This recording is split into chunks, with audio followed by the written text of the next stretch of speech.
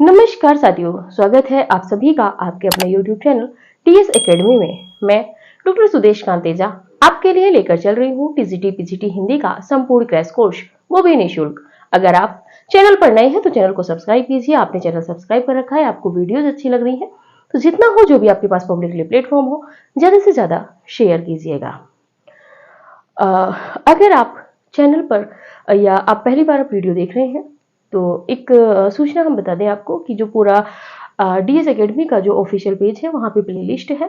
Playlist में Hindi TGT PGT full course के नाम से प्लेलिस्ट बनी हुई है। उसमें क्लास संख्या 1 से आप देख सकते हैं। इससे पहले वीडियोस में हमने हिंदी साहित्य का इतिहास और आदिकाल विस्तृत रूप में देखा है, जहां से प्रश्न बनते हैं अधिक से अधिक। ठीक है, इस वीडियो में हम बात कर रहे हैं भक्ति काल में। इससे पहले एक वीडियो भी भक्ति काल पे आ चुकी है। उसमें हमने देखा था कि भक्ति काल का समय जो 1375 से 1700 विक्रम संवत शुक्ल जी ने माना है, प्रामाणिक समय है। इसी के साथ में ईस्वी में समय क्या है और गणपति चंद्रगुप्त मिश्र बंधुओं ने भक्ति काल को किस नाम से पुकारा है। साथ ही में देखा था कि भक्ति काल के जो उदय के कारण थे वो आलोचकों ने क्या क्या माने थे। मानने के पीछे उनका जो कारण था, जो तर्क था, वो भी विस्तृत विश्लेषण रूप में हमने देखा था। इसी के साथ में हमने आगे चल के उसी वीडियो में देखा था कि जो आचार्य रामचंद्र शुक्ल हैं, उन्होंने अपने इतिहास में जो भक्ति काल के संबंध में जो तथ्य थे, जो महत्वपूर्ण परिभाषाएं थी, उनका हमने अध्ययन किया था। इसी क्रम में आज हम अध्ययन करेंगे भक्ति आंदोलन के संबंध में जो है अगले आलोचक या इतिहासकारों के जो कथन है उनको हम देखेंगे। तो चलिए, ठीक है, अगर अभी तक भी आपने सब्सक्राइब नहीं किया है तो चैनल को सब्सक्राइब कीजिए। चलिए देखते हैं। पहला कथन है कि बिजली की चमक के समान अचानक समस्त पुराने धार्मिक मतों के अंधकार के ऊपर एक नई बात दिखाई दी। कोई हिंदू यह नहीं जानता कि यह बात कहां से आई और कोई भी इसके प्रादुर्भाव का कारण निश्चित नहीं कर सकता। ये जो कथन है ये आपके जॉर्ज गिरियर्सन का है। जॉर्ज गिरियर्सन जी का कहना था, ये सीधे सीधे इन्होंने एक कथन कहा है कि बिजली की चमक के समान अचानक समस्त पुराने धार्मिक मतों के अंधकार। इन्होंने गिरियर्सन जी ने कहा है कि अचानक से, जैसे हम देखते हैं कि आकाश में जो बिजली की चमक होती है वो अचानक आ जाती है, वही ये कहना चाह रहे हैं कि अचानक से कहां से भक्ति का प्रादुर्भाव हुआ। धार्मिक मतों के अंधकार के ऊपर एक नई बात दिखाई दी। इनका कहना है कि बिजली की चमक के समान अचानक समस्त पुराने जो धार्मिक मत थे, पुराने धार्मिक मतों के अंधकार के ऊपर एक नई बात दिखाई दी। वो क्या बात थी कि कोई हिंदू यह नहीं जानता कि यह बात कहां से आई और कोई भी इसके प्रादुर्भाव का कारण निश्चित नहीं कर सकता। गिरियर्सन कह रहे हैं कि कोई भी निश्चित नहीं कर सकता कि भक्ति का जो उदय हुआ है वो कहां से कैसे हुआ है। ये कहने का मुख्य उद्देश्य है गिरियर्सन जी का। और अचानक में जैसे कि आकाशीय बिजली चमकती है, इस तरह से उन्होंने कहा है, आकाश में जैसे बिजली चमकती है उस तरह ये बात फैल गई कि मतलब गिरियर्सन जी कहना चाह रहे हैं कि किसी को जानकारी ही नहीं है कि भक्ति का उदय कहां से और कब हो गया। ठीक है, ये कथन है। हालांकि ये कथन में कहते हैं कि आकाश में जो बिजली चमकती है उसकी तरह मतलब इसका प्रादुर्भाव हुआ है भक्ति का। अगले कथन पे बात कर लेते हैं। अगला कथन है कि पराजय के बाद व्यक्ति या तो अपनी आध्यात्मिक श्रेष्ठता दिखाना चाहता है अथवा विलास में डूबकर पराजय को भूल जाना चाहता है। भक्ति आंदोलन का स्रोत पहली मनोवृत्ति है। अब ये कथन है बाबू गुलाब राय जी का। देखते हैं क्या कह रहे हैं। इन्होंने कहा है कि पहली मनोवृत्ति है, और पहली मनोवृत्ति क्या है कि पराजय के बाद व्यक्ति या तो अपनी आध्यात्मिक श्रेष्ठता दिखाना चाहता है। तो पराजय के बाद अपनी आध्यात्मिक श्रेष्ठता दिखाना चाहता है, ऐसा कहने वाले बाबू गुलाब राय जी हैं। या अपनी पराजय को भूलने के लिए वो विलासिता में डूबना चाहता है, विलास में डूबकर पराजय को भूल जाना चाहता है। ये दोनों जो तथ्य हैं, देखिए प्रश्न क्या होता है कि एक तथ्य से भी बन जाता है। अब इसी में दो तथ्य हैं। पराजय के बाद व्यक्ति या तो अपनी आध्यात्मिक श्रेष्ठता दिखाना चाहता है। ये किसने कहा है? बाबू गुलाब राय जी ने। किसके संबंध में कहा है? भक्ति काल के संबंध में कहा है। जानते हैं कि पहली मनोवृत्ति कौन सी है? भक्ति के उदय का कारण। पराजय के बाद देखिए, जब हम क्या कहते हैं, इस समय क्या था, आक्रमण हो रहे थे, ठीक है, मुस्लिमों के आक्रमण हो रहे थे भारत में, ठीक है। पराजय के बाद और जो हिंदू जनता थी वो हारती जा रही थी, यानी कि वो बार बार पराजित हो रही थी। व्यक्ति या तो अपनी आध्यात्मिक श्रेष्ठता दिखाना चाहता है, यानी कि इससे पहले भी जब हमने देखा था आदिकाल में हमने देखा था पृथ्वीराज रासो, बीसलदेव रासो या खुमाण रासो में भी युद्धों का वर्णन हमें खुमाण रासो और पृथ्वीराज रासो में खूब मिलता है। तो यहाँ पे जब युद्ध हो रहे थे, मोहम्मद गोरी वगैरह जो युद्ध चल रहे थे गोरी वगैरह से, तो इसके बाद क्या होता है कि व्यक्ति कहीं ना कहीं ईश्वर की शरण में जाना चाहता है। तो वो कह रहे हैं कि अपनी आध्यात्मिक श्रेष्ठता दिखाना चाहता है अथवा विलास में डूबकर पराजय को भूल जाना चाहता है। ठीक है, तो अब यहाँ पे हम आपको आपका ही उदाहरण दे रहे हैं। सपोज मानिए आप परीक्षाएं दे रहे हैं, कई बार आप फेल हो गए हैं, तो उसके बाद आपको कहीं ना कहीं आपका रुझान आध्यात्मिक की ओर होगा। आध्यात्मिक का मतलब है ईश्वर से। जब आपको पता चलेगा कि शायद इस कारण से मेरा जो रिजल्ट है मतलब वो पॉजिटिव नहीं आ रहा है, मैं पास नहीं हो पा रहा हूँ, तो कहीं ना कहीं आप दूसरी तरफ जाएंगे। कोई आपसे किसी उपाय करने को कहेगा, आप उसको कहेंगे। तो इस तरीके से भी क्या कहते हैं, आपके भक्ति का उदय हुआ है। ऐसा मानने वाले कौन है? आपके बाबू गुलाब राय जी। ठीक है, अगला कथन देखते हैं, बहुत महत्वपूर्ण है। मैं इस्लाम के महत्व को भूल नहीं रहा हूं, लेकिन जोर देकर कहना चाहता हूं कि अगर इस्लाम न आया होता तो भी इस साहित्य का बाहर आना वैसा ही होता जैसा कि आज है। ये कथन कहने वाले हजारी प्रसाद द्विवेदी जी हैं। ये कहीं ना कहीं शुक्ल जी के जो कथन है उन पे कटाक्ष करते हैं। कह रहे हैं कि मैं इस्लाम के महत्व को नहीं भूल रहा हूं। इस्लाम का जो महत्व है, या कहा जाता है, जैसे कि हमने पिछली वीडियो में देखा था कि आबिद हुसैन ने कहा है कि इस्लाम संस्कृति का ही प्रादुर्भाव है, परिणाम है, जिसकी वजह से भक्ति का आंदोलन हुआ। तो वो कहना चाह रहे हैं कि मैं इस्लाम के महत्व को भूल नहीं रहा हूं।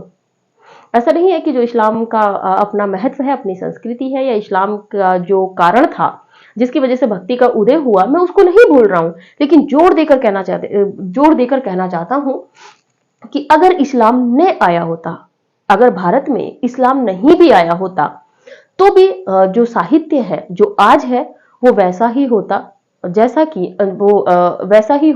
कि आज है। ये कहने वाले हजारी प्रसाद द्विवेदी जी हैं।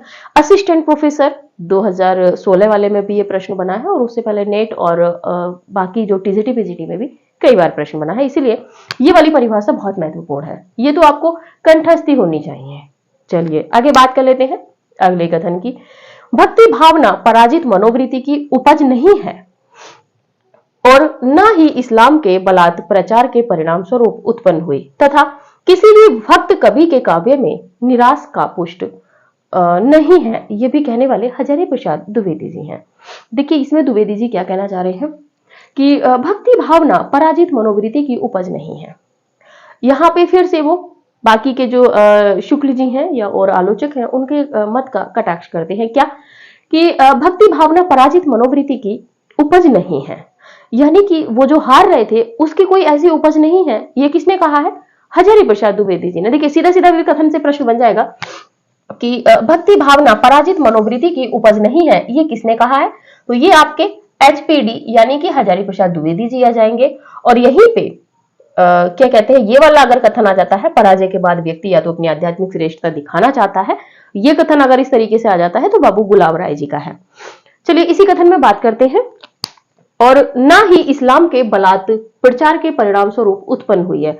हजारी प्रसाद द्विवेदी जी कह रहे हैं कि ना तो किसी पराजित मनोवृत्ति या हारने की जो मनोवृत्ति हो जाती है उससे भक्ति का उदय हुआ है, और ना ही इस्लाम के बलात् प्रचार से, यानी कि इस्लाम का जो प्रचार हुआ है उससे भी भक्ति का उदय नहीं हुआ है, तथा किसी भी भक्त कवि के काव्य में निराशा का पुट नहीं है। अगर ऐसा कुछ होता, जो पराजित जो जनता की मनोवृत्ति की अगर बात करते हैं, अगर वो होता तो किसी न किसी कवि की रचनाओं में, काव्य में कहीं ना कहीं तो हमें निराशा का पुट मिलता, जबकि निराशा का पुट हमें बहुत ज्यादा नहीं मिलता है, क्योंकि जिस भी काव्य के क्षेत्र में हम जाएंगे उसमें आत्मा परमात्मा के मिलन की बात होती है। चाहे आप कबीर जी का देख लीजिए, चाहे आप जायसी का देखिए, चाहे सूर का, चाहे तुलसीदास जी का। तुलसीदास जी के काव्य में थोड़ा थोड़ा मिलेगा, कवितावली और गीतावली में जाके आपको कुछ पद मिलेंगे, लेकिन उसमें उन्होंने उस समय के वर्तमान परिवेश को चित्रित किया है। तो चलिए आप इसका स्क्रीनशॉट लीजिए, फिर आगे बढ़ते हैं।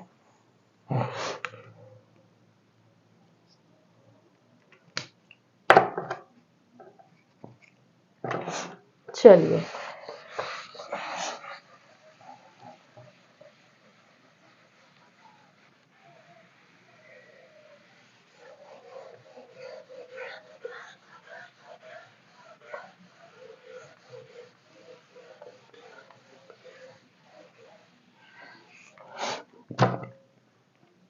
आगे बात कर लेते हैं। कथन है, पराजय की मनोवृत्ति, पराजय की मनोवृत्ति या तो विषय विलास में लीन रहती है या अपने आध्यात्मिक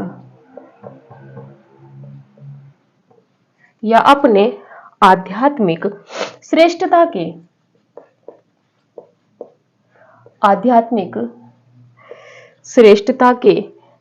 प्रदर्शन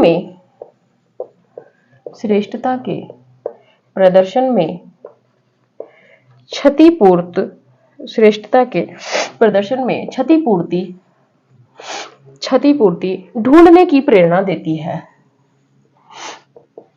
क्षतिपूर्ति ढूंढने की प्रेरणा देती है। इस कथन की अगर हम बात करते हैं तो यह कथन है डॉक्टर रामकुमार वर्मा जी का। आगे बात कर लेते हैं अगले कथन पे। भक्तिकालीन साहित्य, कथन है, भक्तिकालीन साहित्य निराशा से जनित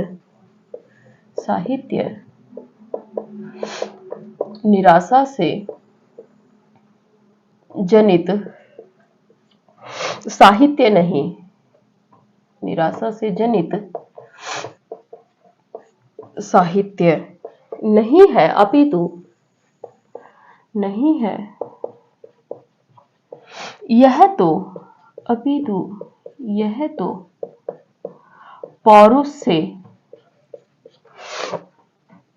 पौरुष की, यहां पर पौरुष की तीव्र झनकार व भौतिकता के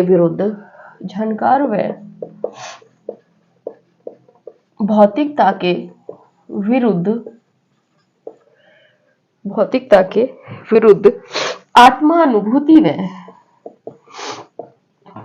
आत्मानुभूति व आत्मा का विद्रोह है।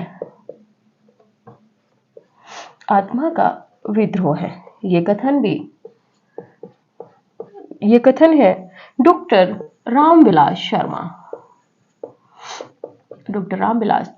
शर्मा। बहुत अच्छे आलोचक हैं, मतलब थे। बात कर लेते हैं भक्ति आंदोलन। अगला कथन है कि भक्ति आंदोलन इतना व्यापक गहरा, भक्ति आंदोलन इतना व्यापक, क्षमा कीजिए थोड़ा सा नीचे से लिखते हैं।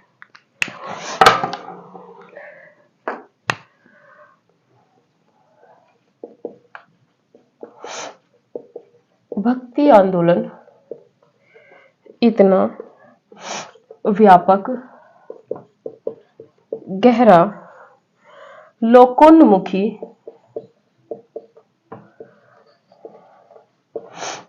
लोकोन्मुखी और प्रभावशाली था कि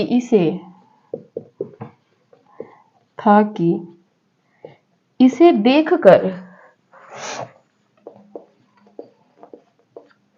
किसी का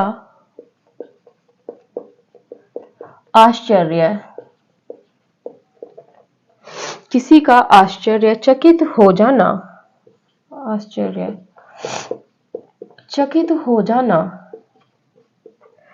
अस्वाभाविक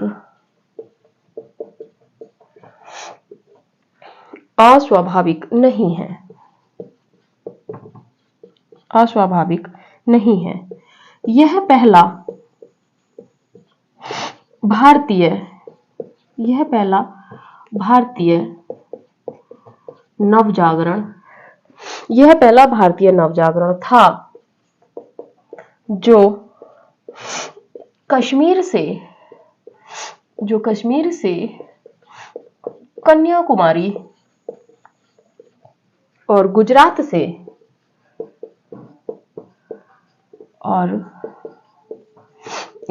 से असम तक फैला हुआ था। और ये जो कथन है डॉक्टर बच्चन सिंह का है। एक कथन और देखते हैं। मुसलमान और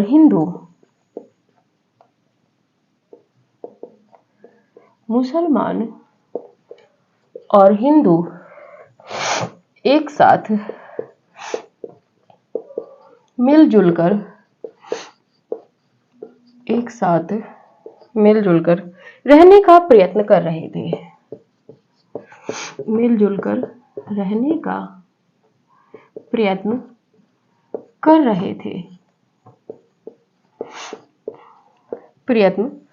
रहे थे। इतिहास में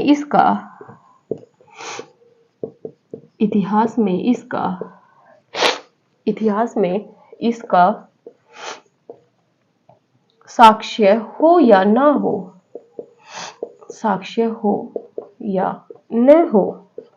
पर साहित्य में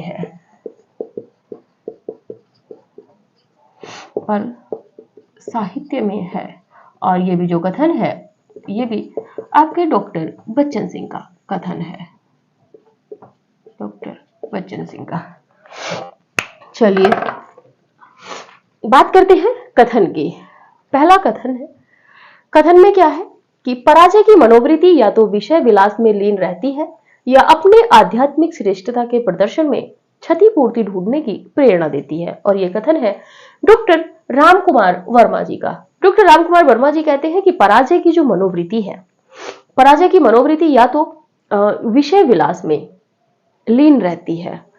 जैसे कि कोई व्यक्ति पराजित हो जाता है तो आपने देखा होगा जो राजा महाराजा होते थे, जब वो पराजित हो जाते थे वो बहुत ज्यादा मतलब हरम में रहने का प्रयास करते थे, यानी कि विलास में डूब जाते थे। पीना मतलब मदिरा पान करना ये सब रहता है। जैसे आप नॉर्मली देखते हैं कि जब हमें कहीं से हताश होता है तो या तो हमें मतलब एक तरीके से होता है ना कि कुछ ना कुछ, जैसे आप देखते हैं तो इसमें है कि विलास में लीन होता है, मतलब वो मदिरा का सेवन ज्यादा करते हैं।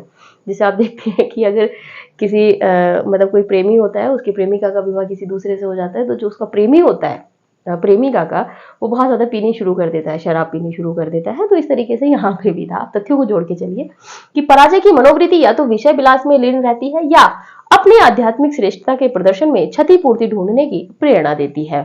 तो कहीं ना कहीं जो पराजय जब होती है तो उसके बाद में जो आध्यात्मिक श्रेष्ठता होती है तो उसमें भी अगर कहीं ना कहीं कोई क्षति होती है तो उसे ढूंढने का भी प्रयास करती है, ऐसा कह रहे हैं डॉक्टर रामकुमार वर्मा। उनका कहना है कि इस तरह से भी भक्ति का उदय हुआ है। ठीक है, क्योंकि जब बहुत ज्यादा कोई एक विलासिता में डूबने लगेगा तो कहीं ना कहीं, जैसे कि आप देखेंगे बिहारी के पदों में जब आप देखते हैं कि राजा जयसिंह को बिहारी समझाते हैं, ठीक है, और उन्हीं का प्रभाव रहता है बिहारी का कि जो राजा जयसिंह है वो सुधर जाते हैं। ठीक है, अगले कथन की बात कर लेते हैं। भक्तिकालीन साहित्य निराशा से जनित साहित्य नहीं है।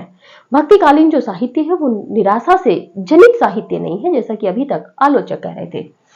अभी तो यह तो पौरुष की तीव्र झनकार व भौतिकता के विरुद्ध आत्मानुभूति व आत्मा का तीव्र विद्रोह है, ऐसा कहने वाले हैं डॉक्टर रामविलास शर्मा जी। डॉक्टर रामविलास जी कह रहे हैं कि भक्तिकालीन जो साहित्य है वो निराशा से उत्पन्न नहीं हुआ है। जैसा कि हम देख रहे थे कि पौरुष से हताश जनता जो थी उसके पास भक्ति के अलावा, भगवान का स्मरण करने के अलावा दूसरा कोई और मत ही नहीं था। लेकिन यहाँ पे रामविलास शर्मा जी कह रहे हैं कि निराशा से भक्ति का उत्पन्न नहीं हुआ है। कहना चाह रहे हैं कि यह तो पौरुष की तीव्र, जो व्यक्ति का विवेक होता है, उसका जो ऊर्जा होती है, पौरुष होता है, उसका वर्चस्व होता है, तो उसकी तीव्र झनकार है, यानी कि तीव्र महिमा है। वह भौतिकता के विरुद्ध, यानी कि आधुनिकता में जो भौतिकता है, भौतिक आडंबर जो है, उनके विरुद्ध आत्मानुभूति व आत्मा का विद्रोह है, यानी कि अपने आत्मिक अनुभूतियों का विद्रोह है, ऐसा कहने वाले हैं डॉक्टर रामविलास शर्मा जी। आगे बात कर लेते हैं कथन की कि भक्ति आंदोलन इतना व्यापक, गहरा, लोकोन्मुखी और प्रभावशाली था कि इसे देखकर किसी का आश्चर्यचकित हो जाना अस्वाभाविक नहीं है। यह पहला भारतीय नवजागरण था जो कश्मीर से कन्याकुमारी और गुजरात से असम तक फैला हुआ था। यह कथन है डॉक्टर बच्चन सिंह का। डॉक्टर बच्चन सिंह कह रहे हैं कि भक्ति आंदोलन इतना व्यापक, इतना गहरा और लोकोन्मुखी था और इतना प्रभावशाली था कि इसे देखकर कोई भी जो व्यक्ति होता है या कोई भी जो इतिहासकार होता है या दूसरा जो समुदाय होता है, वो उसका आश्चर्यचकित हो जाना अस्वाभाविक है। आश्चर्यचकित हो जाना अस्वाभाविक नहीं है, यानी कि ऐसा नहीं है कि उसको आश्चर्य हो। ठीक है, यह पहला भारतीय नवजागरण था। देखिए यहां पे महत्वपूर्ण है, यह पहला भारतीय नवजागरण था।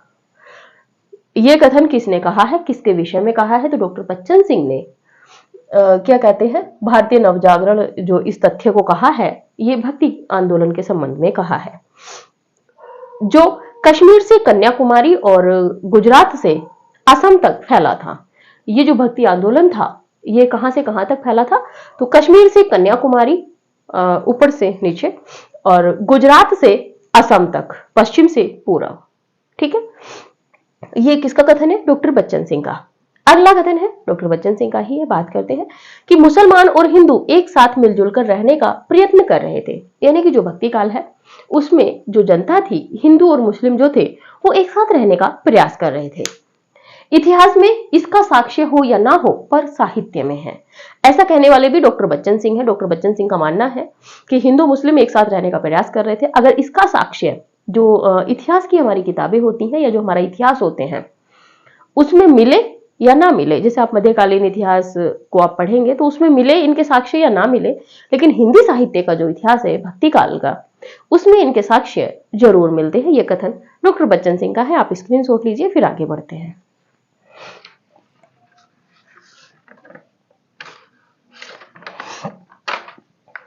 चलिए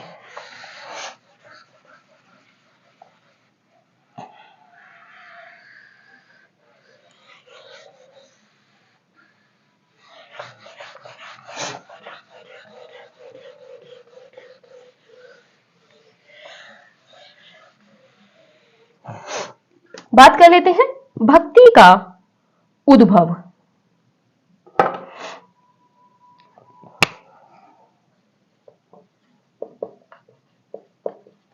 भक्ति का उद्भव नोट कीजिएगा। हिंदी साहित्य में भक्ति आंदोलन का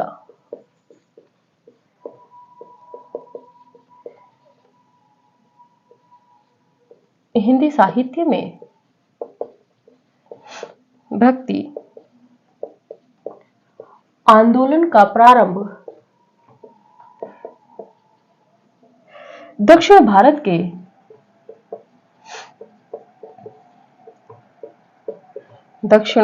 के आलवार भक्तों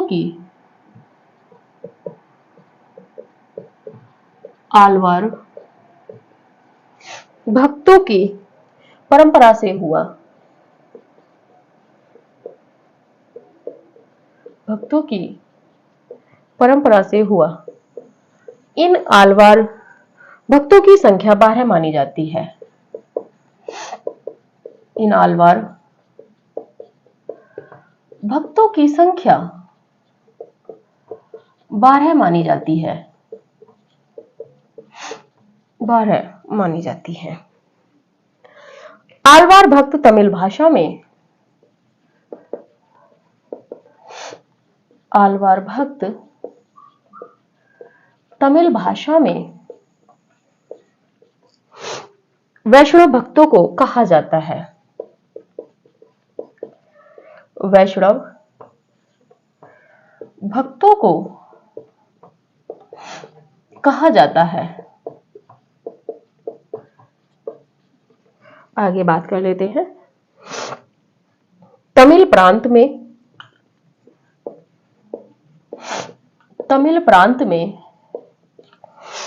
बौद्धों और जैनों का तमिल प्रांत में बौद्धों और जैनों का विरोध करने के लिए का विरोध करने के लिए शैवों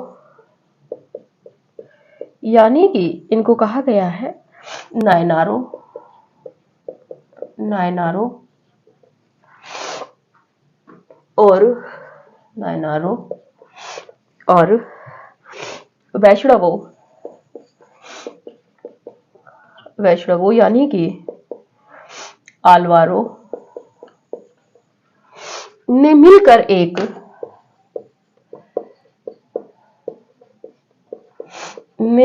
एक क्रांति की ने मिलकर एक क्रांति की आस्तिक भावों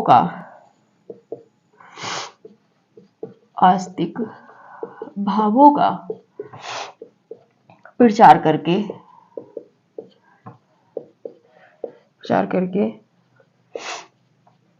भक्ति भावना को जगाना इनका उद्देश्य था। भक्ति भावना को जगाना इनका उद्देश्य था। चलिए आगे देखते हैं। पहले नंबर पे बात कर लेते हैं आलवार। आलवारों की बात करें, आलवारों की कुल संख्या 12 है। आलवारों की कुल संख्या 12 है, जिनमें एक आंडाल नाम की महिला थी। आंडाल नाम की महिला थी जिसे दक्षिण की मीरा कहा जाता है। आलवार विष्णु के उपासक थे। आलवार विष्णु के उपासक थे। आलवार भक्तों द्वारा लिखे गए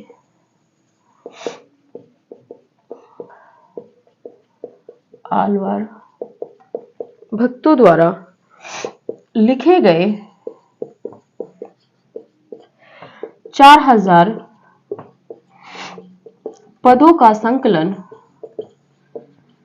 4000 पदों का संकलन नालियर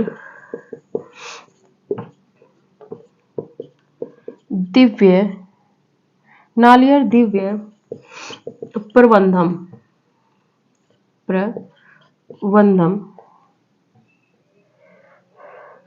शीर्षक ग्रंथ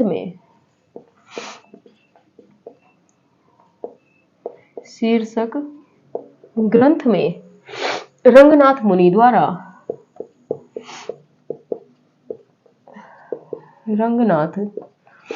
मुनि द्वारा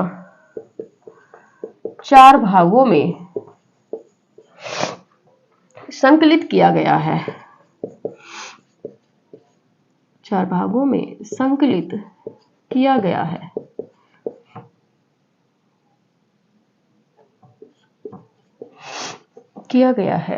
इसे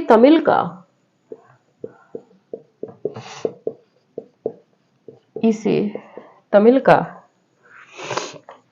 वेद भी कहा जाता है।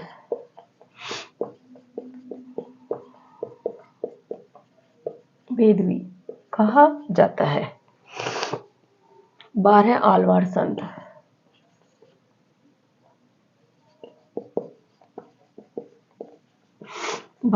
आलवार संत पहले नंबर पे है सरायोगी। दूसरे नंबर पे बात करें भूत योगी।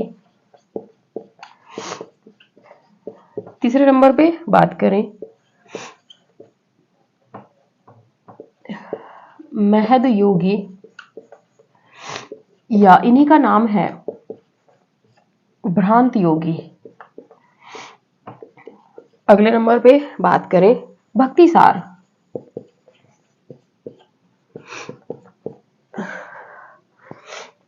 अगले नंबर पे बात करें षटकोप।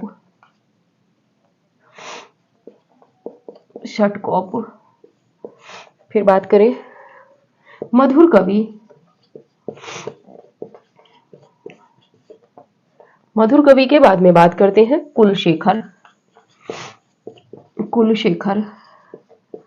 फिर कुलशेखर के बाद में बात करते हैं विष्णु चरित के बाद में बात कर ले 9वें नंबर पे है गोदा भक्तिन यानी कि यही जो आंडाल थी, जिनको दक्षिण की मीरा कहा गया है। बात कर लेते हैं अगले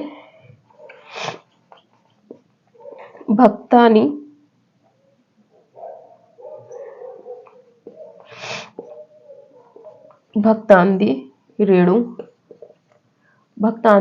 रेणु। इसके बाद में बात कर लेते हैं मुनिवाहन के बाद में बात कर लेते हैं अंतिम है परकाल। ये जो है आपके 12 जो है आलवार संत हैं। चलिए थोड़ा सा फास्ट चलते हैं। बात कर लेते हैं भक्ति का उद्भव। हिंदी साहित्य में भक्ति आंदोलन का जो प्रारंभ है वो दक्षिण भारत के आलवार भक्तों की परंपरा से हुआ और ये जो आलवार भक्त थे ये 12 थे। इससे पहले सबसे पहले उल्लेख कहाँ मिला है ये हम देख चुके हैं श्वेतश्वेतर उपनिषद में कि शब्द से उत्पत्ति हुई है भज धातु से। और सबसे पहले जो भक्ति आंदोलन का प्रारंभ हुआ था दक्षिण से तो हुआ ही है, लेकिन किन से हुआ है तो ये हुआ है दक्षिण भारत के आलवार संतों से। कितने थे ये भक्त? 12 हैं आलवार। यहां से प्रश्न बनता है आलवारों की संख्या कितनी है? टीजीटी पीजीटी में अनेक बार प्रश्न बना है। आगे बात कर लेते हैं आलवार भक्त तमिल भाषा में वैष्णव भक्तों को कहा जाता है। महत्वपूर्ण है आलवार भक्त किनको कहा जाता है तो तमिल भाषा में अगर देखें तो जो वैष्णव भक्त हैं उनको कहा जाता है। यहां से प्रश्न बनने के चांस है। आगे बात कर लेते हैं तमिल प्रांत में बौद्धों और जैनों का विरोध करने के लिए शैवों यानी कि नयनारों, ये दो गुट होते हैं नयनार और आलवार, और वैष्णवों यानी कि आलवार भक्तों ने मिलकर एक क्रांति की। आस्तिक भावों का प्रचार करके भक्ति भावना को जगाना इनका उद्देश्य था। तो देखिए अब प्रश्न बनता है कि आलवारों ने और नयनारों ने किनका विरोध किया था, मतलब किनके विरोध में अपनी भक्ति को प्रारंभ किया था? तो ये है बौद्ध और जैनों का इन्होंने विरोध किया था। नवीन तथ्य है, प्रश्न बनने के चांस है। आगे बढ़ते हैं आलवारों के विषय में जानते हैं। जो महत्वपूर्ण है वही हम जानेंगे, बहुत ज्यादा विस्तृत पढ़ने से भी कोई लाभ नहीं है, जितना परीक्षा उपयोगी है उतना ही पढ़ना है।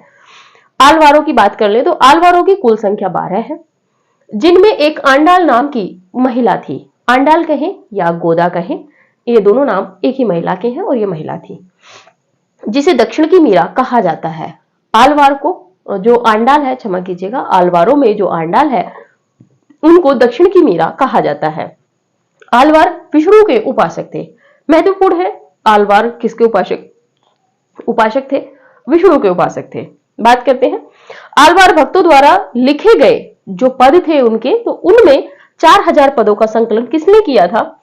संकलन नालियर दिव्य प्रबंधम के नाम से, नालियर दिव्य प्रबंधम के नाम से किसने किया था? रंगनाथ मुनि ने। कितने भागों में? 4 भागों में संकलित किया गया है। इसे तमिल का वेद भी कहा जाता है। प्रश्न बनता है तमिल का वेद किसे कहा जाता है? तो नालियर दिव्य प्रबंधम को। कितने पद है? 4000। किसने संकलन किया? रंगनाथ मुनि ने। कितने भागों में? 4 भागों में। आगे बढ़ते हैं और इसको तमिल का वेद भी कहा गया है। बात कर लेते हैं 12 आलवार संत जो है। पहले सारा योगी है, भूत योगी है, महद योगी या भ्रांत योगी है, भक्तिसार, षटकोप, मधुकर कवि, कुलशेखर, विष्णुचरित, गोदा भक्तिन, भक्तांधी रेणु, मुनिवाहन और परकाल, ये है आलवार संत। आप स्क्रीनशॉट लीजिए। थोड़ा नैनारों को देख लेते हैं, बहुत ज्यादा नहीं है। चलिए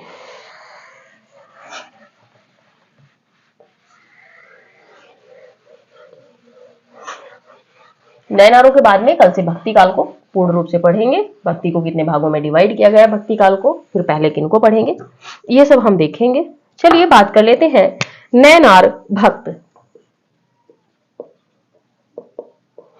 नयनार भक्त इनके विषय में जानते हैं। ये भगवान शिव के उपासक थे। ये भगवान शिव के उपासक थे। वो विष्णु के थे, ये शिव के उपासक थे। आगे बात कर लेते हैं। इनकी संख्या 63 मानी जाती है। इनकी संख्या 63 मानी जाती है, मानी जाती है। इसके बाद में बात कर ले इनके पदों का संग्रह। इनके पदों का संग्रह पेरिय पुराण, पेरिय पुराण नाम से सिक्कीसार ने 10वीं शताब्दी में किया था। 10वीं शताब्दी में किया था। आगे देख लेते हैं। इनमें करई अम्मेयर महिला थी। तो चलिए ये था हमारा आज तक का। बात कर लेते हैं नयनार भक्तों की। नयनार जो भक्त थे ये किसके उपासक थे? ये उपासक थे शिव के। नयनारों ने किसकी उपासना की है? शिव की उपासना की है। नयनारों की संख्या कितनी है? 63 है। महत्वपूर्ण है यहाँ पे। इनके पदों का संग्रह, ये और भी महत्वपूर्ण है। नयनारों के जो पद हैं उनके पदों का संग्रह पेरियर पुराण नाम से, जो पेरियर पुराण नाम से किसने किया है? तो सिक्कीसार ने कब किया है? 10वीं शताब्दी में किया है। ठीक है। और इनमें भी एक महिला थी। कौन थी? करई अम्मेयर महिला। तो महिला थी। तो ठीक है, ये रहा आपका भक्ति काल। इसके बाद में थोड़ा सा आप नोट कर लीजिएगा, हम जो पढ़ेंगे भक्ति काल को, भक्ति काल में देखेंगे कितनी शाखाओं में है? 2 शाखाएं। इनकी भी उप शाखाएं हम देखेंगे। ठीक है। और इनके विषय में भी क्या क्या कैसे कैसे कहा गया है, जैसे देख लें। ज्ञानाश्रयी,